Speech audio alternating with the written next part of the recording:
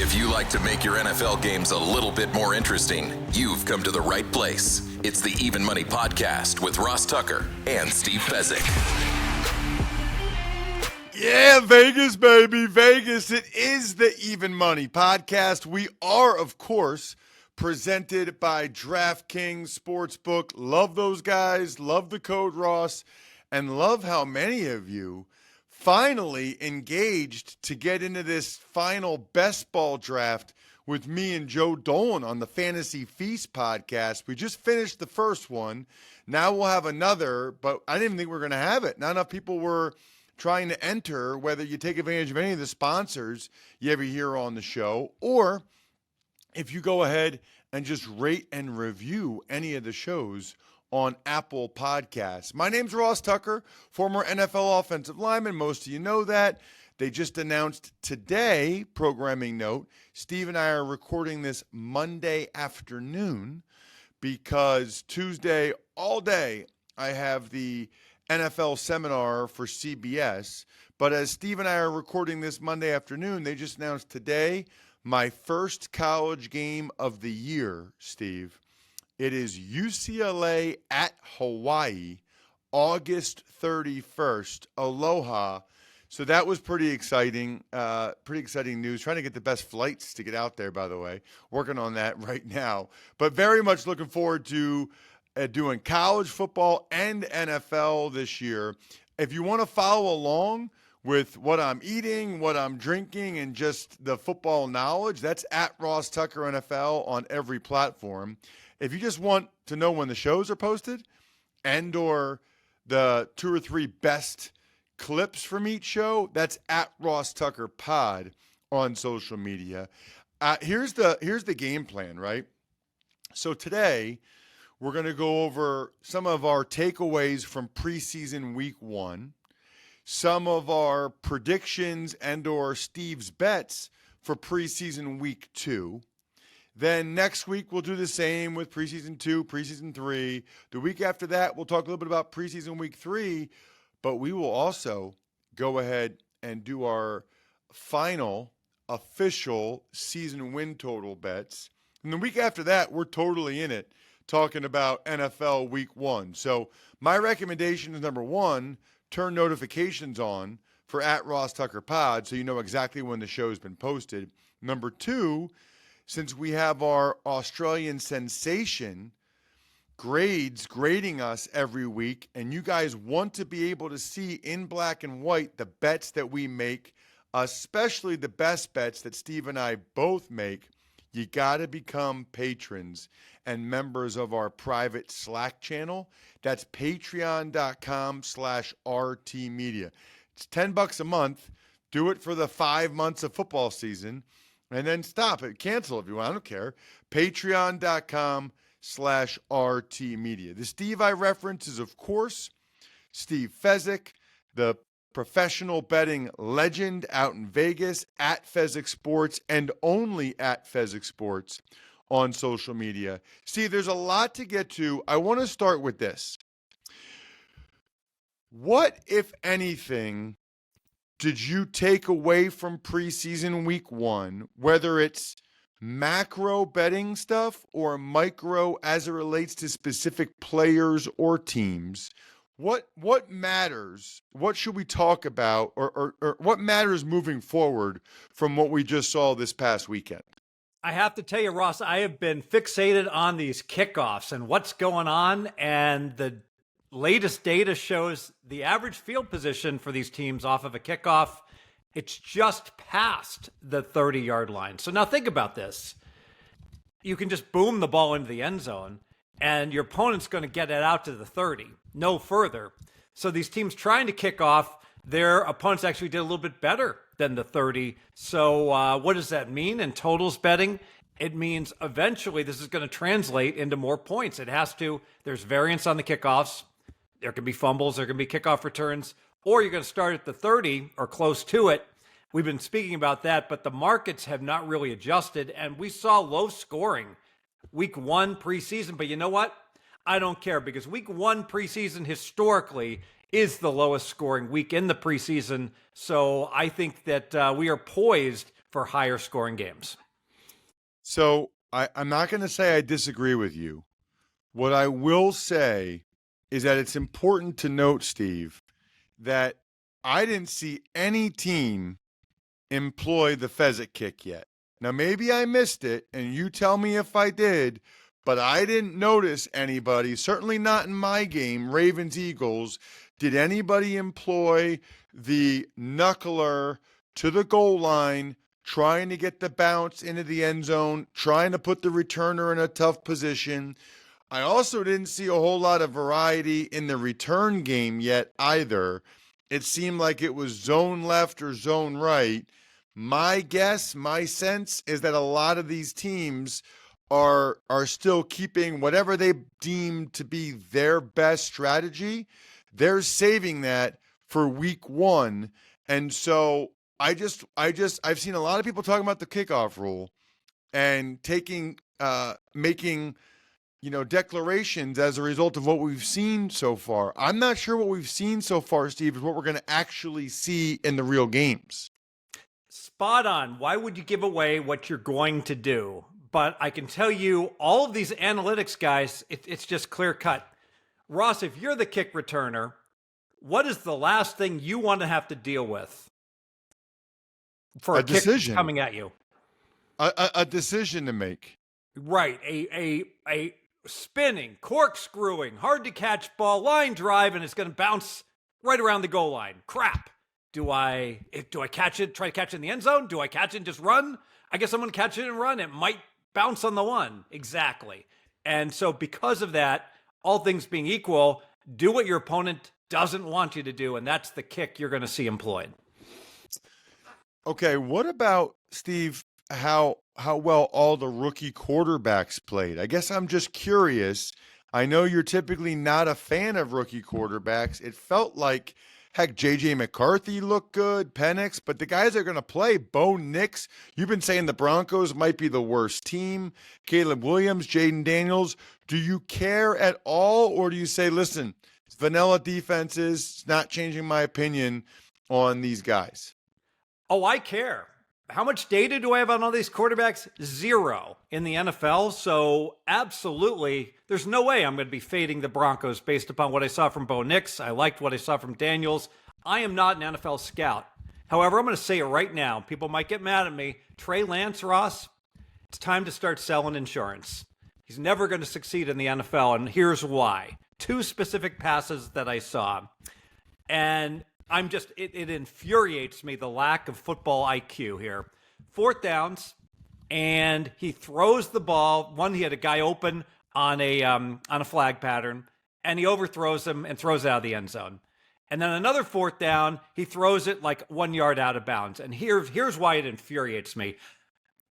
I could be an intramural high school quarterback. I could be 16. It's like, okay, it's 4th down. Let me give my receiver a chance to make a play.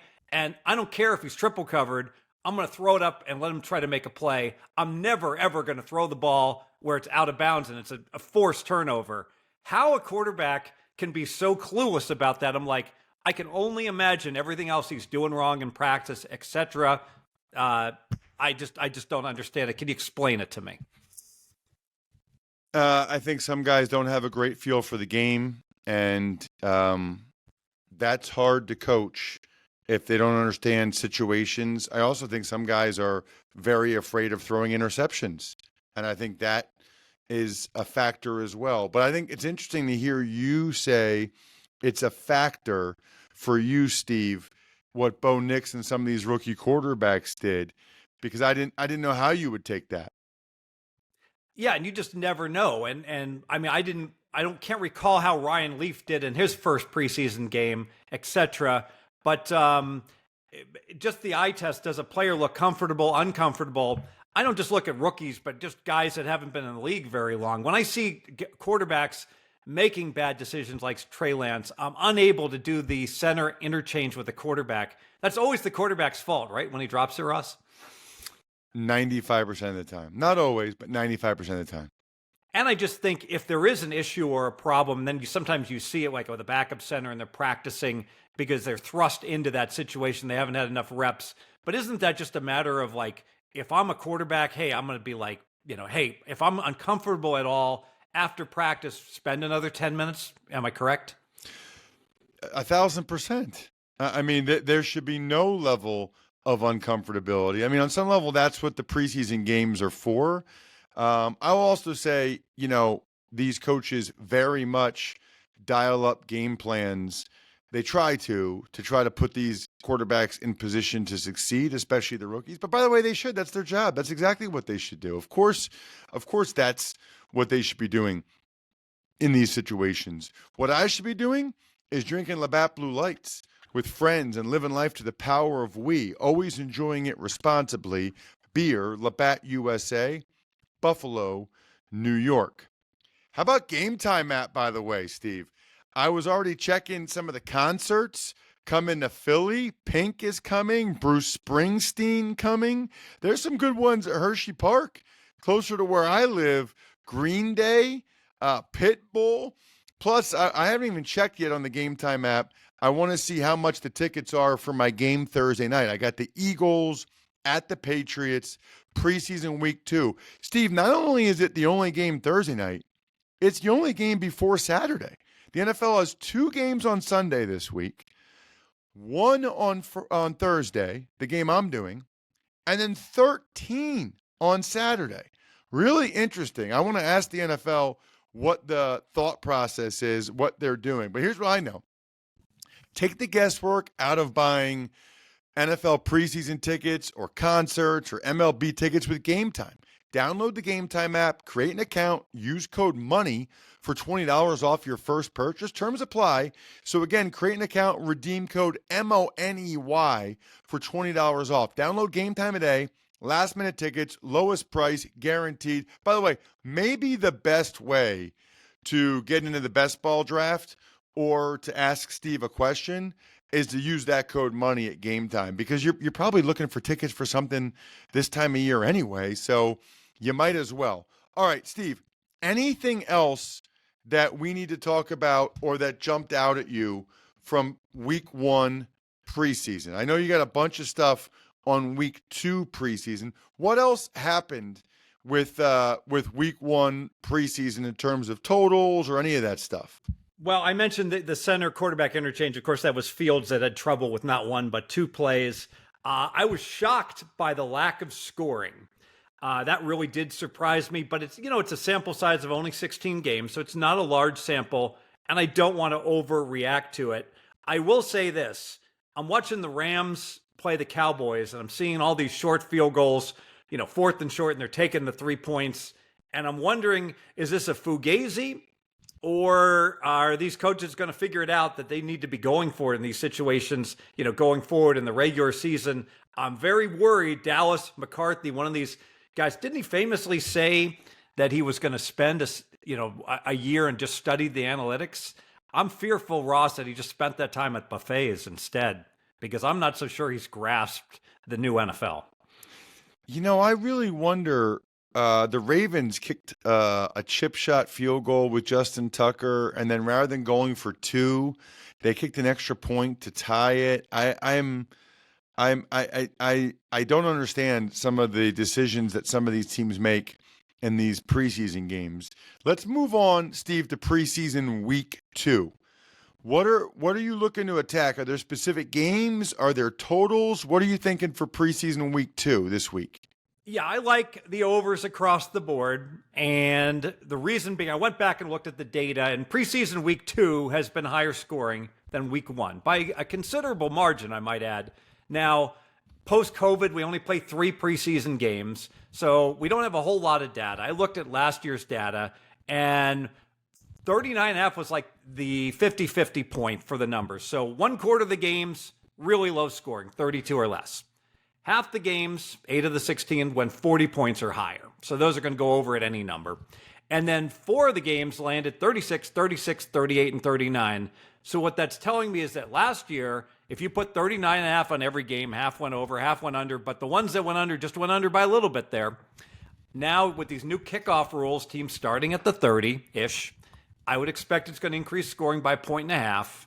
And that one factor alone makes me believe strongly that scoring isn't going to go down this year.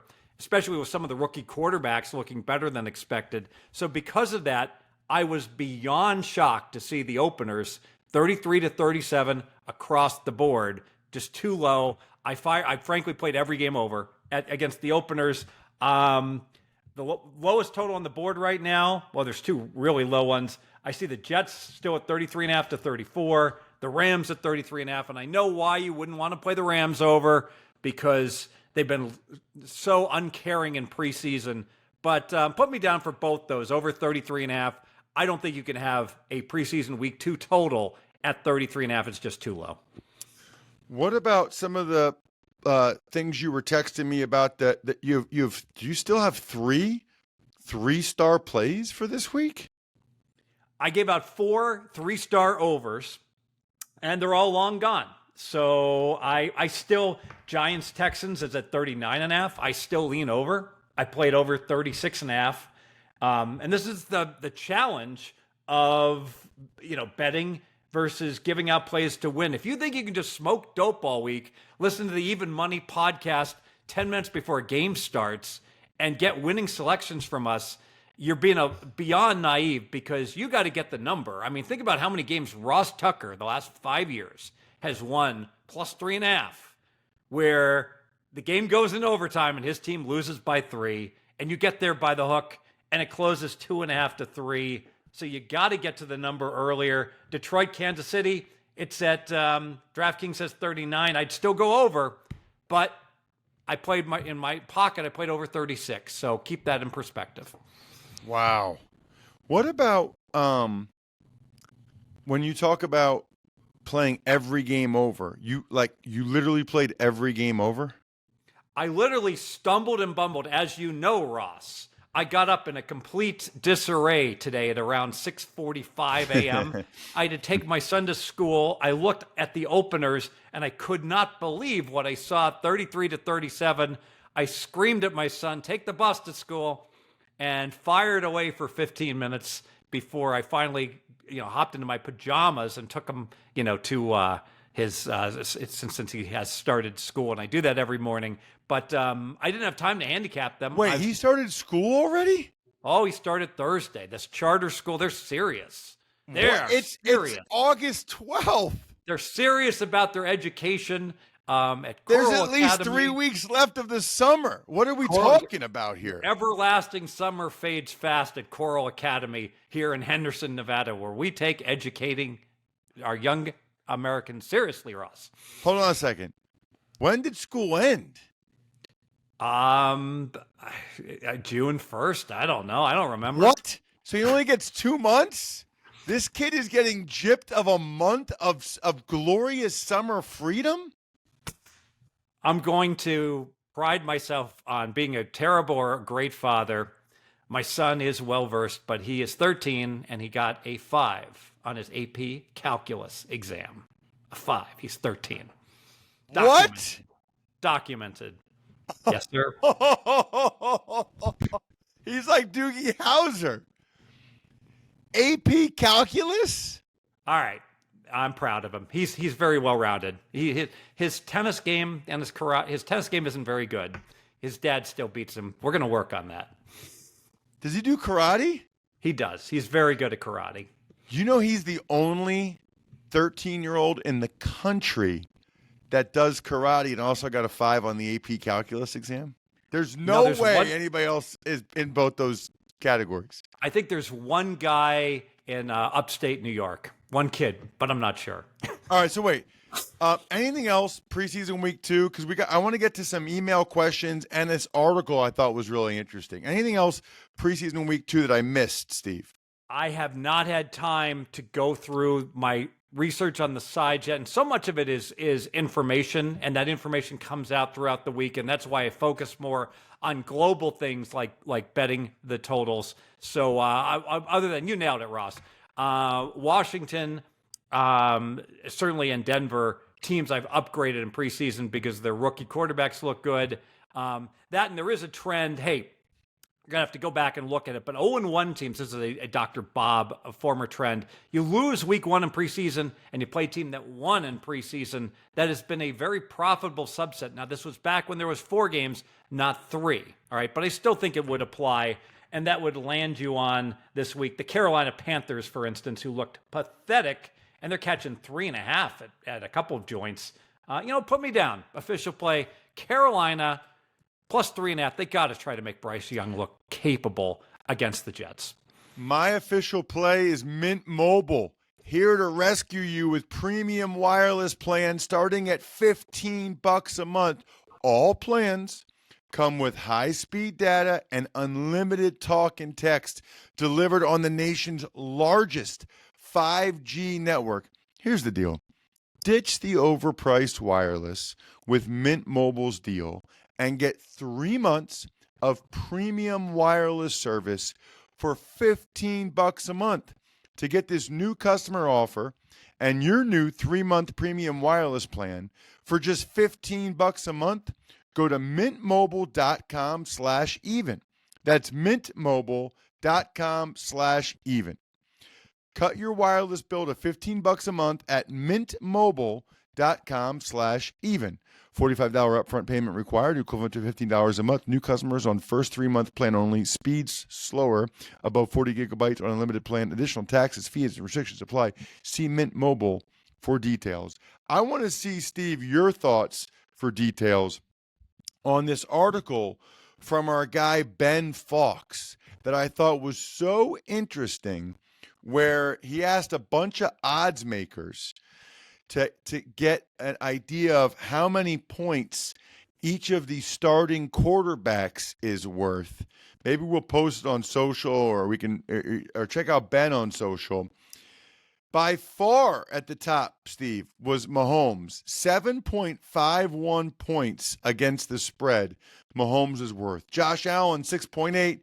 Lamar Jackson, 6.78. How about Justin Herbert being fourth at 6.35? Jordan Love, 6.04. So those are the guys in the elite category. And I'm wondering, Steve, how much that has to do with who their backup is or isn't. Because I think that has something to do with the Herbert one for sure. Absolutely. So in a typical NFL backup I have, if thrust into being a starting quarterback, they're about 3.5 points worse than an average starting quarterback, but you nailed it. Chargers, Easton Stick, not exactly a second-string quarterback. He'd be a third-stringer. Same with Sean Clifford for Green Bay. So because of that, that's why those dudes' numbers are inflated. But globally, that list all pretty much looks good. The one guy that didn't get rated high that I don't understand is Stafford. Why isn't Stafford at the top of the list? He's my number 5 quarterback. I got him worth 5.5 points. No capable backup for the Rams, and the odds makers did not agree. I was curious your thoughts on that. Well, they have Jimmy Garoppolo. I mean, is that not a capable backup? I mean, Jimmy Garoppolo, I think Jimmy's played a lot of games and won a lot of games. I think that's why Stafford's only. I mean, I don't think Jimmy played the other day. I think they just played Stetson Bennett the whole time. But Jimmy's going to be the backup. Yeah, me bad. That's my mistake. So that explains it. So I agree with the odds makers. That is interesting, isn't it, though? That, I mean, clearly they didn't trust Stetson Bennett, who went out there and threw 4 picks, but stayed with it. Give him credit, stuck with it till the end, and was able to ultimately score that touchdown late. But I think that's why, Stafford's not as high as some of these other guys. So forget about underrated. Let's talk overrated. In what world is Watson worth 3 points over Jameis Winston? I'm not even sure he's better than Jameis Winston. Wow. And that's just based on what you've seen. Yeah, I mean, I know he was great, Watson, in college, and then he started his NFL career great. He's had 3 years. He's done nothing. I got to see it. They have him 3 points or 3.5 points? 3.1 better. I got him like a little over 1 point better, and I thought I was being generous. Got it. And then anything else jump out to you from any of those guys? I don't know if Levis or Young is any bit better than Rudolph or Dalton. So I wouldn't have given any upgrade, downgrade if those dudes were out for their backups. That's probably a pretty fair point. I think if Mason Rudolph has more pelts on the wall certainly than Will Levis does, and then obviously Bryce Young, that was not real good last year. What is real good, Steve, is when we get questions from listeners, which I love. But first, Smirnoff is the world's #1 vodka and is an official vodka partner of the NFL. It has a long history, starting in 1864, which is wild. Here's what I love about Smirnoff. Grab a bottle of Smirnoff at your local retailer. Head to Smirnoff.com to find recipes of delicious cocktails perfect for game day. Very cool. I was checking out some of the different cocktails. I never even heard of some of them. Please drink responsibly. Smirnoff No. 21 vodka, distilled from grain, 40% alcohol by volume. The Smirnoff Company, New York, New York. Please do not share with anyone under legal drinking age. Okay, Steve, let's get to a question here, and let's go to, you might have answered this before without answering it. Gary Wagner said, love the pod with you and Fez, great stuff and picks. Can you ask Fez if he sees any mispriced lines for opening week that we can use for advantage teasers? Thanks. So I know that you felt like week 1 had been pretty picked apart, Fez. The question is whether or not there's still some good teaser options on the board. Absolutely. So we'll tease the Pittsburgh Steelers from 2.5 up to 8.5 against Atlanta in a game I think that could close close to pick 'em. Pittsburgh, really hard schedule. Atlanta, really cupcake schedule. That's why there's such a disparity in their season wins. I'm not sure Atlanta's any better than Pittsburgh, though. And we'll put them in with the square ball second leg that everyone will be on, but it's still going to win. The Bengals, we'll tease them from, I guess we got to use a 6.5 point teaser. We got to get the Bengals down to 2.5, hosting the Patriots as the second leg in our teaser. Love it. I love that we already are talking week 1 again, and that there are already some more bets to be made in week 1. You know what? Let's get to one more email question, just because I love you guys. I love our listeners. And if they're at the top of the queue here, that means they took advantage of one of our sponsors. During preseason, there's so much talk around strength of schedule and logistical challenges for teams. But for some reason, once the season starts, that's the last you hear of it. What's the best way of using this information, and is the information still relevant mid-season, Steve? Well, this is Warren Sharp 101, and I know Warren has killed it when he's on with you, but he maps out all of his scheduling advantages and disadvantages. Famously, the Niners, wind up, seemingly year after year with the scheduling disadvantage. I would go to Warren Sharp to, if you don't want to identify those yourself, he'll outline them for you. Got it. Absolutely love it. So basically, the question is, Steve, do you still do that in the middle of the season or not? Do you still take that into account, or it's mainly just from what you did before the season? Oh, no, I'm lazy. I do some initial work during the season, before the season starts, but then each and every week I'm absolutely, circling back on, hey, this poor team has to play a bye team and they're only on 6 days rest. Example, I think one of the extreme examples, the Battle of the Harbaughs occurs on Monday Night Football, and then you've got a situation where Baltimore has to play the Eagles the next week traveling back home. I like the Eagles in that game because of the really good spot for Philadelphia. I love it, Steve. I love that we got a bunch more games Thursday night, just my game, and then a bunch this weekend. We'll get back at it next week. Good luck, everybody. Hope you guys win some money.